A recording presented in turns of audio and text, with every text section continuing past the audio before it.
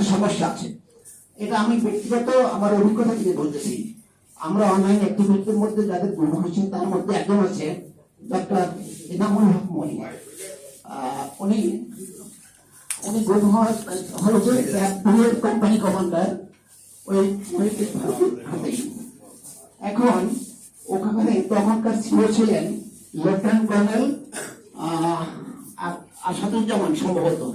তো তাকে ইয়ে করা হয়েছে, তাদের একটা চেইন অফ কমান্ড আছে যে কারো নির্দেশ ছাড়া কোনো অফিসার কাউকে কোনো কিছু করতে পারে না, গুম করা হোক বা কিছু হোক।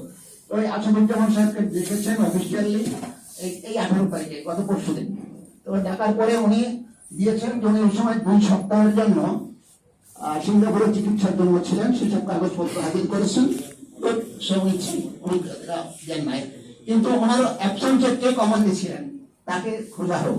এখন এই যে তাকে যে ধরা হবে বা তাকে যে খোঁজা হবে সেটা আমাদের বলতে হবে কেন? সেটা তদন্ত অফিসে বলতে পারে না, সে জানে না যে কি করতে হবে। আবার ফিরে যায় আন্তর্জাতিক অপরাধ ট্রাইব্যুনালে। আমাদের একজন ভুক্তভোগী, আমি নাম প্রকাশ করতে চাচ্ছি না, উনি যাদেরকে প্রত্যক্ষভাবে ওখানে দেখেছেন, যাকে গুম করেছে, যাকে তাকে জিজ্ঞাসাবাদ করেছে, টর্চার করেছে, তার নাম উনি সুস্পষ্টভাবে লিখিত দিয়েছেন। সেই যে লিখিত ড্রাফটটা উনি বাংলা ভালো করতে পারেন না, লিখতে পারেন না, আমি লিখেছি। আর সেখানে সেই নামটাকে বাদ দিয়ে শুধু 3 জন, এখন সবকিছুর উল্টো 3 জন, শেখ হাসিনা, জেনারেল তারেক সিদ্দিকী, আর ওই যে বেটা কি নাম আহসান, জিয়াউল হাসান, এই 3 জনকে। অথচ এই 3 জনের বাইরে যে কত শত শত অফিসারের মধ্যে জড়িত আছে, তাদেরকে কেন কি কারণে ছাড় দিতে বলতে হচ্ছে সেটা আমাদের জানি না। যাই হোক, এসব অনেক লম্বা কাহিনী, এত লম্বা বলার দরকার নেই, কারণ আমার এটা এত লম্বা যে বলে শেষ করা যায় না।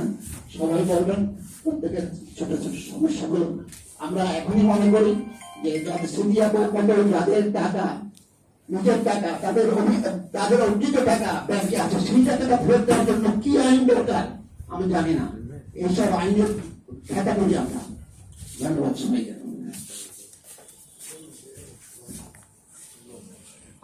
ধন্যবাদ। এখন আমি